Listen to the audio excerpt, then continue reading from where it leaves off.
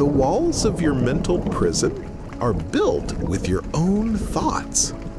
Every single person listening to this message right now, without exception, lives in one of two places, a sanctuary or a prison. Both of these places are located at the same address, the space between your ears. There is no middle ground. There is no neutral territory. Your mind at this very moment is either a fortress of power, peace, and deliberate creation, or it is a cell of fear, anxiety, and chaotic reaction. The most terrifying part? Most people do not even realize they are prisoners. They believe the bars on their cage are external. They call them the economy, my boss, my difficult childhood, bad luck. They spend their entire lives trying to change the circumstances outside of them, not realizing that the prison is not outside. The prison is within. The walls of your mental prison are not made of stone. They are built brick by brick with your own dominant, habitual thoughts. A mind left to its own devices without conscious discipline and a definite purpose will inevitably become a prison. Why? Because the mind is designed for survival, and its default state is to focus on fear, on what could go wrong, on potential threats. It becomes a playground for the 6 ghosts of fear we have discussed before. It becomes a chaotic echo chamber of worries, doubts, and the negative opinions of others. This is the state of the 98%. This is the quiet desperation in which most of humanity lives. But there is another way. It is possible to consciously design and build your mind into a sacred space, an inner sanctuary, a fortress so powerful that the chaos of the outside world can never penetrate its walls. This is the work of the X of mentality. It is the great work of personal transformation. It is the journey from being a prisoner of your own mind to becoming its absolute master. This video will serve as your blueprint. We will first diagnose the nature of the mental prison, and then we will lay out the definite steps to begin the great escape and start the construction of your inner sanctuary. The choice to begin this work is yours alone. If you are ready to stop being a prisoner, then make your first declaration of freedom. Subscribe to this channel and, in doing so, commit to the art of building your own mental sanctuary. To begin this work, you must first understand the nature of the undisciplined mind, the very architect of the prison itself. An undisciplined mind becomes a playground for fear and doubt. An undisciplined mind becomes a playground for fear and doubt. This is a fundamental law. A mind left to its own devices, without a definite purpose and without conscious control, will not remain a neutral, peaceful space.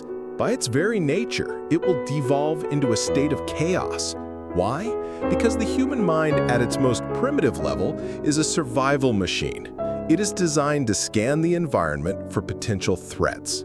In the modern world, this mechanism latches onto social fears, financial worries, and criticism, allowing them to play freely without supervision. Furthermore, the mind abhors a vacuum. It must be occupied with something. If you do not consciously choose the thoughts you will entertain, your mind becomes a public square, open to any and every stray thought and suggestion from your environment. The fears broadcasted by the news, the cynical opinions of a coworker, the envy stoked by social media, all of these rush in to fill the void. You do not have to choose to be negative. You simply become negative by default if you do not actively choose to be positive. Think of your mind as a fertile garden. If you do nothing, you will not come back a year later to find a neutral field. You will find a chaotic jungle of weeds, thorns, and pests. The weeds of doubt, the thorns of fear, the pests of worry. They require no effort to grow. They are the default state of a neglected garden. To create a beautiful garden, a sanctuary, requires constant, deliberate work, pulling weeds and planting the seeds you desire. The prison is what grows by default. The sanctuary is what you must choose to build. To see these weeds for what they are, to recognize the bars of your own cage, is the most terrifying and most liberating moment of a person's life. It is the beginning of the great escape. And this awakening, this moment of true sight, is the first step out of the prison. The first step to freedom is realizing you are in a prison. The journey from prisoner to architect begins with a single, profound, and often painful moment, the awakening. This is the moment you stop looking at the external world as the source of your problems and turn your gaze inward. It is the moment you realize with terrifying clarity that you are not just in the prison, you are the prison guard. You are the one who forges the chains, locks the doors, and patrols the walls of your own confinement every single day. How does one recognize the bars of a prison that is invisible? You must become a detective of your own life. You must look for the patterns. Look at the recurring problems in your life, the same type of difficult relationship that appears over and over, the same financial struggles that never seem to resolve, the same feelings of anxiety or frustration that greet you each morning. These are not random misfortunes. These are the architectural signatures of your mental prison. They are the external manifestation of your internal habitual thoughts. The person who constantly says, "I can never get ahead financially," will find their subconscious mind working tirelessly to prove that statement true by overlooking opportunities and making poor financial decisions. The person who believes, "People always let me down," will unconsciously seek out and provoke the very behaviors in others that confirm this belief. Your life is a printout of your most dominant, deeply held beliefs. This awakening requires radical honesty. You must be willing to question everything you believe about yourself and the world. You must ask, what story have I been telling myself about my life? Is it a story of a powerful creator or a story of a helpless victim? This process is not about blame or guilt. It is about empowerment. For the moment you accept that you have built the prison is the exact same moment you realize you hold the power to tear it down. The creator of the prison is also its only possible liberator. This realization is the true starting point of all personal transformation.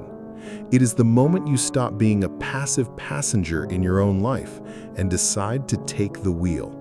It is the most difficult step because it means giving up the comfort of your excuses, but it is also the most essential, for no one can be freed until they first admit they are imprisoned.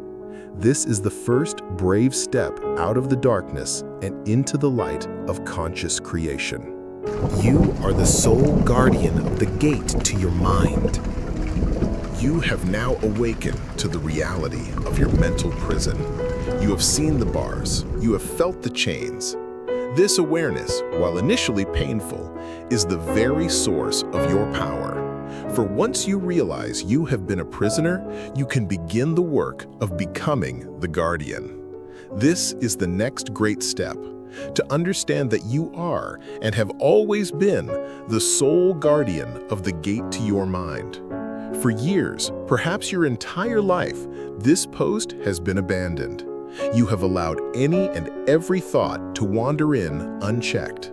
The cynical suggestions of others, the fear-mongering of the news, the self-deprecating jokes you tell yourself, all have been given free entry into the sacred grounds of your mind. They have taken root, grown into weeds, and built the very prison you now inhabit. To build a sanctuary, you must first secure the perimeter. This means you must make a conscious, definite decision to take up your post. You must stand at the gate of your consciousness and challenge every thought that seeks entry. You must become a vigilant questioner. When a thought of doubt arises, you must stop it at the gate and ask, is this thought serving my definite purpose? Is it building my new reality or reinforcing my old prison? If it does not serve your highest good, you must have the discipline to deny it entry. This is not a battle of force. You do not fight the negative thoughts. You simply refuse them entry. You withdraw your attention from them. Attention is the currency of the mind. What you give your attention to grows. What you withdraw your attention from withers and dies. By choosing to stand guard, you begin the process of starving the weeds of fear and doubt. This is not a one-time act. It is a new, lifelong duty, the duty of a sovereign mind. You are the only one who can decide what enters your kingdom. What you feed your mind determines its strength. A guardian protects the gate, but a sanctuary must also be nourished from within. The fifth step is to take conscious control of your mental diet. Just as your physical body is built from the food you eat, your mind and your character are built from the information and ideas you consume. A mind fed on a constant diet of digital junk, gossip, outrage, and mindless entertainment will become weak, anxious, and reactive. A mind fed on a diet of power, wisdom, and purpose will become strong, calm, and creative. You must become a master nutritionist for your own mind. This requires an honest audit of your daily information intake. What are you reading? What are you watching? Who are you listening to? Are you consuming content that empowers you, that teaches you a new skill, that inspires you to be better? Or are you consuming content that makes you feel fearful, envious, or cynical? Your task is to deliberately replace the mental junk food with superfoods. Instead of scrolling through the negativity of a social media feed, spend that time reading a chapter from an inspiring book. Instead of listening to gossip, listen to a podcast that teaches you something of value. Instead of consuming news designed to make you afraid, consume content that strengthens your faith in yourself and in your purpose. This is not about cutting yourself off from the world. It is about making a conscious choice to feed your mind with the building blocks of the sanctuary you wish to create. A strong mind, like a strong body, is the result of a consistent, high-quality diet.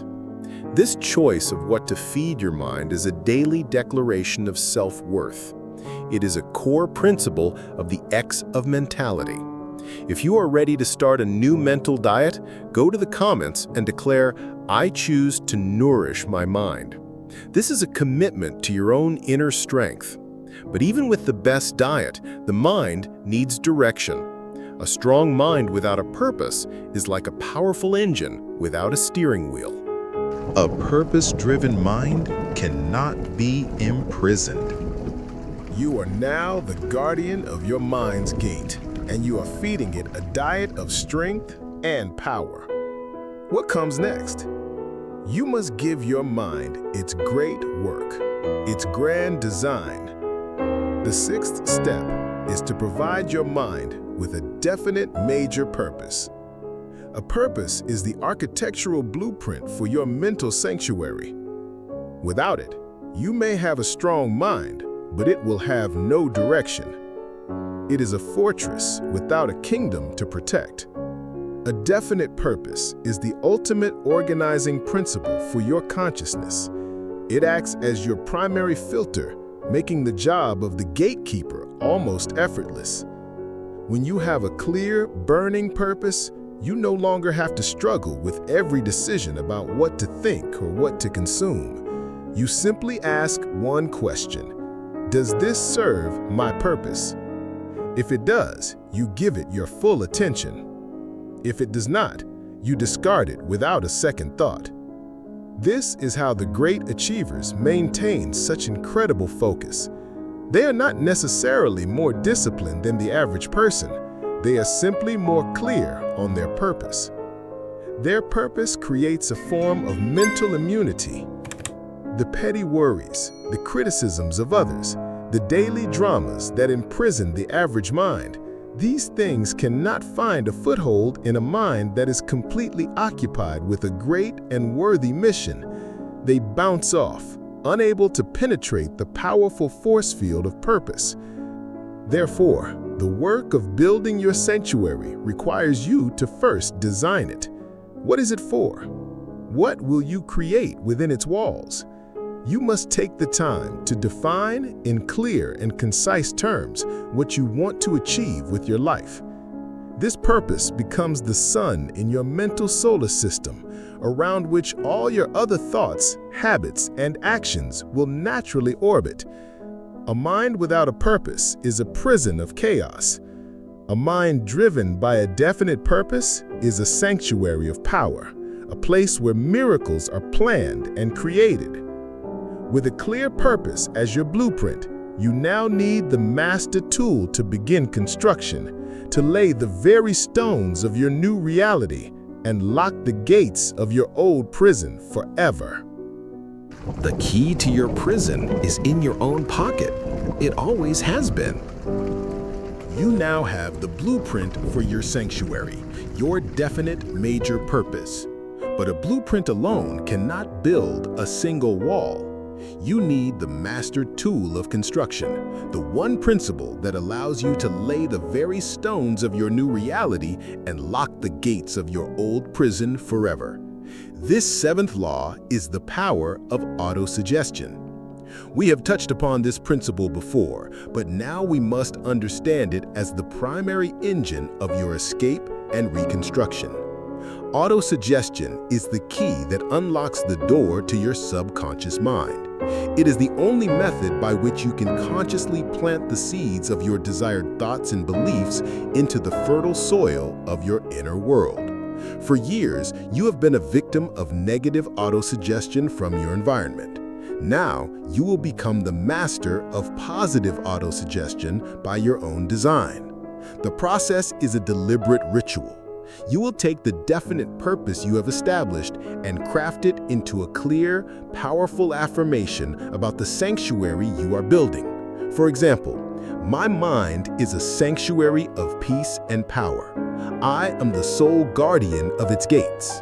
I am focused on my definite purpose, and my thoughts are my loyal subjects, working in harmony for its attainment. This statement is the key. But a key is useless until it is turned. You must turn this key daily through repetition mixed with faith. Every morning and every night, you must enter your quiet space and repeat this affirmation. But you must do more than speak the words. You must feel them. You must feel the peace of the sanctuary. You must feel the power of the guardian. You must feel the certainty of your purpose. Emotion is the force that turns the key in the lock of the subconscious. Without it, you are merely rattling the door. With it, you are commanding the door to open. This is how you begin to lay the foundation stones of your new mental home. Forging this key is a declaration of your freedom. It is a core practice of the X of mentality. If you are ready to use this key, go to the comments and declare, "I hold the key." You must evict the old thoughts to make space for the new. As you begin to build your new sanctuary, you will find that the old prison does not surrender without a fight. The old tenants, the deeply ingrained thought patterns of fear, doubt, and worry, will attempt to reclaim their territory. The eighth law, therefore, is about the necessary and often difficult process of evicting the old tenants. You cannot build a new structure on top of a rotten foundation. You must first clear the land. This is an active and conscious process. It is not enough to simply focus on your new positive affirmations. You must also become ruthless in identifying and removing the old negative thoughts the moment they appear. Think of your mind as a property you now own. When a squatter, a thought of fear, a thought of self-pity appears on your land, you must not entertain it, negotiate with it, or offer it a cup of tea. You must serve it an immediate eviction notice. The practical technique for this is thought stopping and replacement. The moment you catch yourself indulging in a negative thought pattern that is inconsistent with your new blueprint, you must mentally shout, "Stop." You must interrupt the pattern with force. Then, you immediately replace that negative thought with your powerful, positive affirmation. For example, if the old thought, "I am not good enough for this" appears, you stop it, you refuse to follow it, and you immediately replace it with the truth of your new sanctuary. My mind is a sanctuary of peace and power, and I am focused on my definite purpose. At first, this will feel like a constant battle. The old tenants will knock on the door again and again, but you must be more persistent than they are. Each time you refuse them entry and reaffirm your new truth, you weaken them. Each time you starve them of your attention, they lose their power.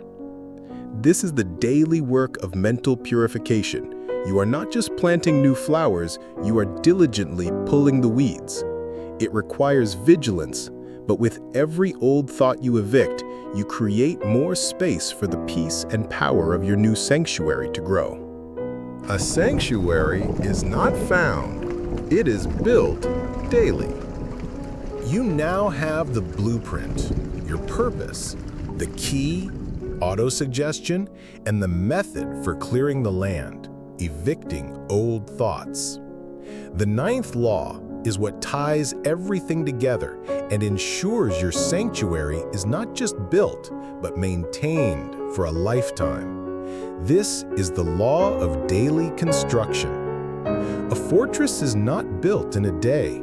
It is built brick by brick, day by day, with unwavering discipline. Your mental sanctuary is no different. The great mistake many people make is to get excited by these principles, practice them intensely for a week, and then, seeing no immediate, earth-shattering results, they quit. They fail to understand that we are not talking about a temporary fix. We are talking about building a new set of lifelong habits. Consistency is more powerful than intensity. A small amount of work done every single day is infinitely more powerful than a massive effort done sporadically. Your daily rituals are the construction crew for your new mental home. The 5 minutes you spend in silence, the moments you take to review your definite purpose, the conscious effort to guard your mental gates, the daily repetition of your powerful affirmations. These are the bricks you lay each day. There will be days you do not feel like it. There will be days your motivation is low.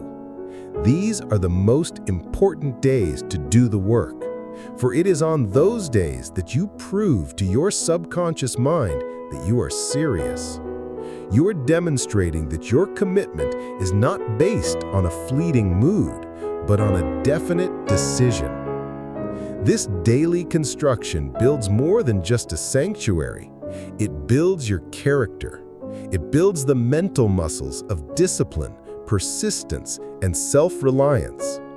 You must come to see this daily practice not as a chore, but as the most important and empowering act of your day.